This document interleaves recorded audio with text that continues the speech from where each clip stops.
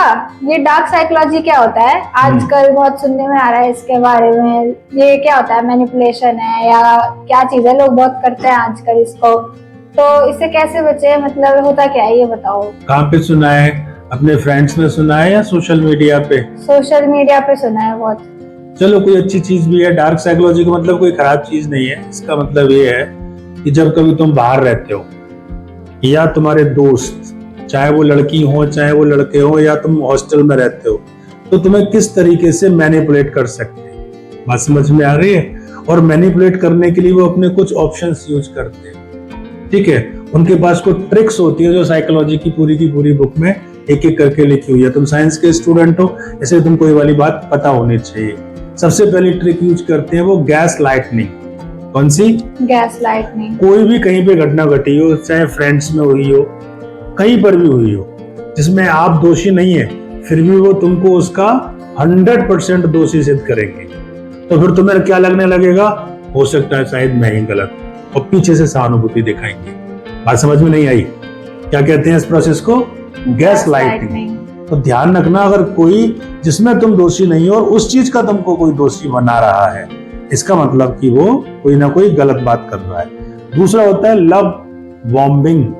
जैसे बम्बार्डिंग होती है, नहीं, लव बॉम्बिंग कहते हैं। बिना मतलब के कोई बहुत प्यार दिखा रहा है, चाहे कोई आंटी है, चाहे कोई अंकल है, चाहे कोई फ्रेंड है, सहेली है, तो समझ जाओ कि उसके पीछे कोई ना कोई इमोशनली टच है।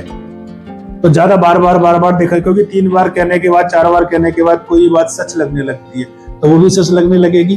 क्या कोई सहेली ने ऐसी हरकत की है? केरला पिक्चर याद है? केरला स्टोरी। ये डार्क साइकोलॉजी उसमें बहुत ज्यादा यूज की गई थी, ये ध्यान रखना। तो पहला कौन सा बताया? Gas lightning. दूसरा कौन सा बताया? और तीसरा होता है fear of missing out, FOMO. बताओ क्या बताया तीसरा? Fear of missing out. इसमें क्या करेंगे कि दुनिया के सब लोग तो ये वाली बात कर रहे हैं, तुम क्यों नहीं कर सकती? यानी कोई चीज तुम अपने जीवन में मिस कर रही हो। चाहे दोस्त लोग ड्रग लेने के लिए कह सकते हैं, चाहे आवारागर्दी करने के लिए कह सकते हैं, नहीं कह सकते, चाहे वही कोई भी अनएथिकल बात है और तुम मन, जिसको पीयर प्रेशर कहते हैं। लेकिन उसमें क्या होगा? ये फोमो के नाम से टेक्निक है। तो उस बात पे बार बार तुम पे प्रेशर आएगा, तो तुम नहीं कर सकते। क्या बात है, तुमसे ये मिसिंग हो जाएगी और तुम्हें लगेगा कि मैंने जीवन की कोई बहुत कीमती चीज जो मुझे अपनी टीनेज पे करनी चाहिए थी, मैंने नहीं करी, और तुम बर्बादी की ओर पीछे बढ़ गए। तीनों बात याद रहेंगी। पहली गैस लाइटनिंग, लव बॉम्बिंग और फियर ऑफ मिसिंग। एक होता है ट्रायंगुलेशन। ठीक है, इसमें आप लोगों की तुलना की जाएगी। अब तुम 4 से सहेली आओ, एक दूसरे से तुलनात्मक दिखाएंगे, वो तुमसे ज्यादा बेटर है। अब तुम्हारे अंदर इससे क्या होगा? धीरे धीरे हीन भावना बैठने लगेगी। ठीक है, हीन भावना बैठेगी तो दूसरे, जो कि जैसे केरला स्टोरी में किया, एक दूसरे को समझाती है, दूसरी उसको हीन भावना बैठाती है। तो इस तरह से क्या टेक्निक रही है? ट्रायंगुलेशन। ये चौथा पॉइंट हो गया। एक गिल्ट ट्रिप। कौन सा? गिल्टी का मतलब जानती है? दोषी। इसमें आपको बताया जाएगा कि आप जो भी घटनाएं बुरी घट रही हैं हम लोगों में, फ्रेंडशिप में, इसके हम दोषी नहीं है, आप दोषी हैं। जब 5-7 बार आपको ये वाली बात कही जाएगी तो क्या होगा? आपको माफी मांगने का मन करेगा, सॉरी बोलने का मन करेगा, उनके पीछे भाई आगे से नहीं होगी। आप इस तरह से एक अनजाने ट्रैप में फंसते हुए चले जाओगे। ये डार्क साइकोलॉजी का ही फंडे हैं सारे। एक और होता है साइलेंट ट्रीटमेंट। अब या तो इनमें से कोई सी भी ट्रिक यूज की जा सकती है। साइलेंट ट्रीटमेंट का मतलब ये है कि आप क्लास में गए, आपके बड़े अच्छे सहेलियां हैं, बड़े अच्छे दोस्त हैं या बड़े अच्छे पार्टनर्स हैं, ठीक है, बाद में क्या होगा? उन्होंने आपको इग्नोर करना शुरू कर दिया।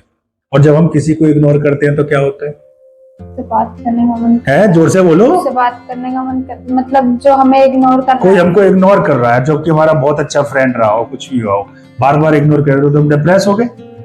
तो जब बार बार इग्नोर करे तो फिर क्या करोगे? आपका कौन सा एक्शन होगा आगे कि मुझे ये करना चाहिए? उससे पूछना जाके कि भाई इग्नोर क्यों कर रहे हो? हाँ, आगे से मत करना, मेरे से कोई बात हो गई तो कोई बात नहीं है। ठीक है, तो इस तरह से वो आपको क्या कर रहे होते हैं? अपने फेवर में ले रहे होते हैं। एक होता है इंफॉर्मेशन हाइडिंग। हाइड मतलब छिपाना। आपको अधूरी जानकारी किसी चीज के बारे में दी। माना कि कोई ट्रिप जा रहा है, मैं तो कह रहा हूँ कि यही कहा सारी सहेलियों ने मिलके, आओ चलो मूवी देखने चलते हैं। मूवी देखने के बाद उनका वहां पे लंच करने का या डिनर का भी प्रोग्राम बन गया था, जो आपको नहीं बताया गया। और वहां पे मूवी देखने के बाद अब मूवी शुरू होनी है 12 से 3, तुम घर से निकल गए ऑलरेडी 2 बजे, तो 12 से 3 तो खत्म हो गई ना, फिर तो 3 से 6 मिलेगी, और 3 से 6 खाने को चलो अब डिनर का टाइम हो गया। तो यहाँ पे कौन सी इंफॉर्मेशन थी? आधी आपसे छिपाई गई कि ये घटना घटेगी। ठीक है, तो ये पूरा डार्क साइकोलॉजी, ठीक है, क्योंकि एक एक स्टेप को अब आजकल या शुरू से ही चला आ रहा है, लेकिन लोग अलर्ट होने लगे। इनमें से कोई सा भी पॉइंट चल रहा है, कोई सी भी टेक्निक यूज की जा रही है, तो उस समय तुम्हें क्या हो जाना है ये बताओ पहले तो मेरे को। सतर्क हो जाना है, हमें पता है अब पहले से ये चीज की ये सब हो सकता है, तो हमें सब इतना किसी को ध्यान नहीं देना है। जोर से बोलने का मतलब ये होता है कि तुम ज्यादा पावरफुल हो। किसी से इमोशनली अटैच नहीं होना है हमें, बस इमोशनली अटैच करने के लिए सबसे ज्यादा इसमें जो यूज करते हैं आजकल के टीनेजर। जैसे ही हॉस्टल में आप जाते हो, फर्स्ट ईयर में पहुंचते हो, क्योंकि अब वही हॉस्टल में जाएगी नेक्स्ट ईयर, तो सबसे पहले जो उसको कहते हैं मिररिंग टेक्निक। ठीक है, अब ना तो वहां पे तुम्हारे लिए सारे नए होते हो, तुम बिल्कुल अननोन हो, सारे एक दूसरे के लिए अननोन है। इसमें अब एक दूसरे से दोस्ती करना, कई तरह के ट्रैप होते हैं। एक तो होता है फ्रेंडशिप, ठीक है, और दूसरे होते हैं फंसाना, उल्लू बनाना, ट्रैप बनाना।